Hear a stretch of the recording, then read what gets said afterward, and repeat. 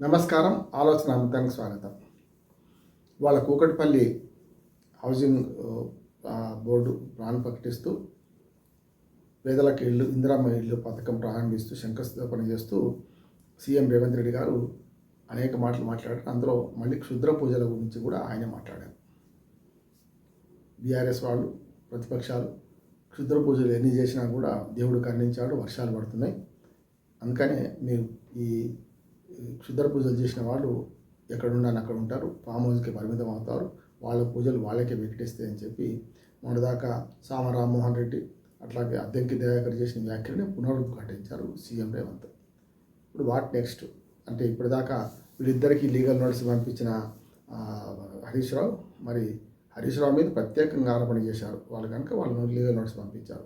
అట్లాగే ప్రత్యక్షంగా కాకుండా పరోక్షంగా అయినా సరే ఆ విషయం చెప్పాలి కదా, శివమొగ్గకి ఎందుకు వెళ్ళారు హరీష్ రావు, అందుకు రాష్ట్రంగా ఎందుకు వస్తున్నారు అనే మాట ఇప్పుడు మహేష్ కుమార్ గౌడ్ గారు దాన్ని తానా అంటే తందాన అన్నారు.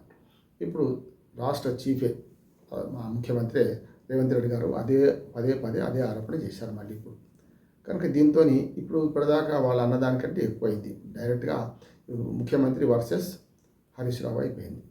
అందుకనే సరే మీటింగ్ ఏది పోయినా ఏమైనా కేసీఆర్ గారి పేరు తీయకుండా ఉండలేడు రేవంత్ రెడ్డి గారు, కేసీఆర్ పేరు తలవకుండా ఉండలేడు. అంటే ఎప్పుడు కూడా శత్రువు పేరు ఎక్కువసార్లు తలుస్తున్నారంటే మనం బలహీనం అవుతున్నట్టు లెక్క నేను అనుకుంటున్నాను. శత్రువు పేరు అస్సలు తలవకపోతే అది ఇగ్నోర్ చేయడమే, అది కూడా తప్పే. ఉదాహరణకు గతంలో కేసీఆర్ గారు అదే పనిచేసిండు. బండేవుడు గుండేవుడు బండి సంజయ్ గురించి మాట్లాడుకుంటారు. ఏమైంది, అదే బండి సంజయ్ గురించి 3 గంటలు ప్రెస్ మీట్ పెట్టాల్సి వచ్చింది. చివరికి బీజేపీ ఎక్కడుంది, కాంగ్రెస్ ఉన్నదని ఆయనే బీజేపీని చంపి కాంగ్రెస్ని పెంచే ప్రయత్నం చేసిండు. ఒకనాడు బీజేపీ చాలా బాగా ఫాస్ట్గా ఉన్నప్పుడు సరే కేసీఆర్ చేసిండా లేదో తెలియదు కానీ ఆయనను మార్చి కిషన్ రెడ్డి గారిని రాష్ట్ర అధ్యక్షుడికి పెట్టడంలో కూడా కేసీఆర్ పాత్ర ఉందని కూడా విమర్శలు వస్తున్నాయి. చూసినాం మనం. ఇదంతా రాజకీయ విమర్శ, దీనికి రుజువులు సాక్ష్యాలు ఏమి ఉండవు. కనుక రాజకీయ విమర్శను నేను ప్రస్తావిస్తున్నాను అంతే, నాకు తెలిసిన సంగతి కూడా కాదు. రాజకీయాలు ఏమైంది, పత్రికలు ఏమొచ్చింది, దాన్ని బట్టి మనం మాట్లాడుతున్నాం. దాన్ని బట్టి ఏంటంటే శత్రువును ఇగ్నోర్ చేసే పని ఎక్కువ చేసిండు కేసీఆర్ గారు. దానివల్ల ఏమైంది, శత్రువు అంటే ఎక్కడ రాని శ్రీహరి అంటే ఈ స్తంభమును చూపగలవా అంటే ప్రహ్లాదుడికి ఛాలెంజ్ చేస్తే హిరణ్యకశ్యపుడు స్తంభం నుంచే శ్రీహరి వెళ్ళిండు. ఇది అంతే, బండేవుడు గుండేవుడు కిషన్ రెడ్డి సన్నాసి అని, లేకపోతే అసలు కాంగ్రెస్ ఎక్కడుంది అని మాట్లాడడం, బీజేపీ లేదంటే కాంగ్రెస్ ఉన్నట్టే, కాంగ్రెస్ లేదంటే బీజేపీ ఉన్నట్టే, ఇట్లా రెండింటి మధ్యన బ్యాలెన్స్ చేసి ఓదాన్ని లేపి ఓదాన్ని దించి మొత్తం మీద తాను భంగపడ్డాడు కేసీఆర్ గారు. ప్రజల మూడు సరిగ్గా అర్థం చేసుకోలేదు. ప్రజలకు దిక్కు మేము తప్ప ఎవడు దిక్కు లేడు. 2 సార్లు గెలిపించారు, 3వసారి కూడా మాదే గెలుపు, ఈసారి మొత్తం 100 సీట్లకు మేము గ్యారెంటీ పొమ్మని చెప్పి మనకు విర్రవీగితే ఏమైందో చూసాం. ప్రజలు ఎక్కడ కనకాల్చి వాత పెట్టండి అది పెట్టిన అది కాళోజీ నారాయణరావు గారు అన్నట్టు ఎక్కడిదక్కడనే, అంటే మనవాడే మోసం చేస్తే ఇక్కడనే పాతి పెడతాం, ఎదుటివాడు పక్కవాడు చేస్తే పొలిమీర దాకా తరిమి కొడతాం అన్నట్టు మనవాడు మోసం చేసిన అనుకున్నాను, ఇక్కడనే తయారు చేసాను. ఆల్టర్నేట్ బీజేపీ కంటే కాంగ్రెస్ కనపడితే కాంగ్రెస్ని గెలిపించారు. సరిగ్గా అదే తప్పు. ఆయనేమో కేసీఆర్ గారు శత్రువులను ఇగ్నోర్ చేశారు, అంటే వాళ్ళది పాత్ర లేదు, నేనే గొప్ప అనుకున్నాడు. ఇప్పుడు పూర్తిగా దీని ఉల్టా రేవంత్ రెడ్డి గారు శత్రువుని అంటే మన బీఆర్ఎస్ పార్టీని ముఖ్యంగా మన కేసీఆర్ గారిని టార్గెట్ చేసి మాట్లాడుతున్నాడు. ఏ సభ, విద్యార్థి సభ కావచ్చు, ఇంకే సభ కావచ్చు, వాళ్ళు మాట్లాడుతున్నాడు. ఇది కూడా కరెక్ట్ కాదంటున్నాడు. శత్రు శేషం రుణశేషం ఉంచుకోవద్దన్న కేసీఆర్ వ్యూహం తప్పే, ఆయన అదే పాటించాడు. మొత్తం ఫిరాయింపులు అవసరం లేకున్నా అవసరం ఉన్నా ఫిరాయింపులు తప్పే, అవసరం లేకున్నా ఫిరాయింపులు తప్పే. ఆనాడు 63 మందిని గెలిపిస్తే దాదాపు 100కి చేసుకుంది. అప్పుడు 2014 తర్వాత ఫిరాయింపులు ప్రోత్సహించిండు కేసీఆర్, అది తప్పే. 88 మంది గెలిపించారు 2018లో బీఆర్ఎస్కు. 88 మందిని గెలిపించిన ఫిరాయింపులు యావత్ చల్లారక ఏమంటారు దాన్ని 104 చేసుకున్నాడు. అంటే ఉన్న 19లో మిగతా 119లో ఎంఐఎం మిగిలిన బీజేపీ మిగిలిన అందరూ మిగతా వాళ్ళందరూ మారిండు.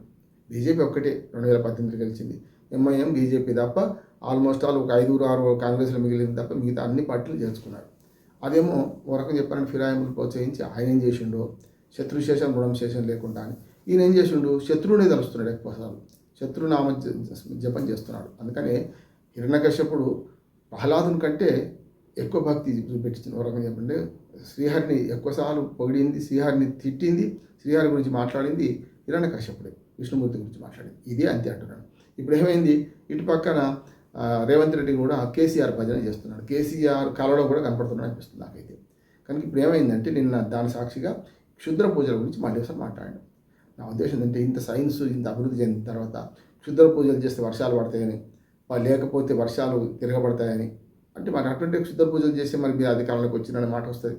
అటువంటి క్షుద్ర పూజలు చేసి వాళ్ళు వర్షాలు పడుతున్నాయి కదా, మొన్నటిదాకా వర్షాలు పడకుండా వాళ్ళు చేసారు అనుకుందాం కొద్దిసేపటికి. మరి ఇప్పుడు వర్షాలు పడుతున్నాయి, ఏ క్షుద్ర పూజలు చేస్తే వర్షాలు పడ్డాయి? అంటే వర్షాలు పడితే దేవుడు కరుణించినట్టు, వర్షాలు పడకపోతే క్షుద్ర పూజలు చేసినట్ట.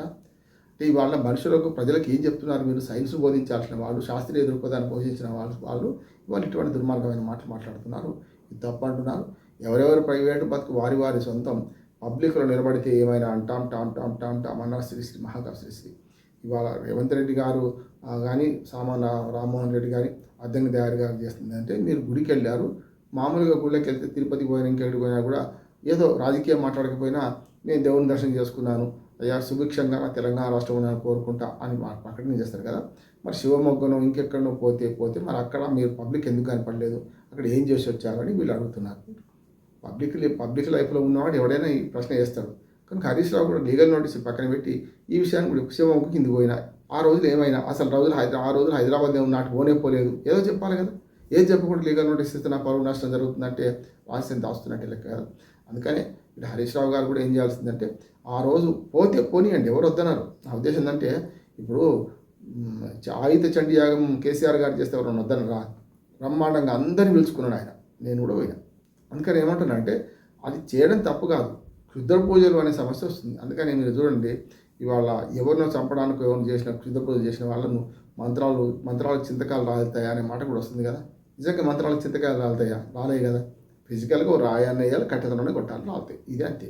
నా ఉద్దేశం ఏంటంటే క్షుద్ర పూజల రాజకీయం మరింత పెరిగింది తెలంగాణలో. ఇది తప్పంటున్నాను.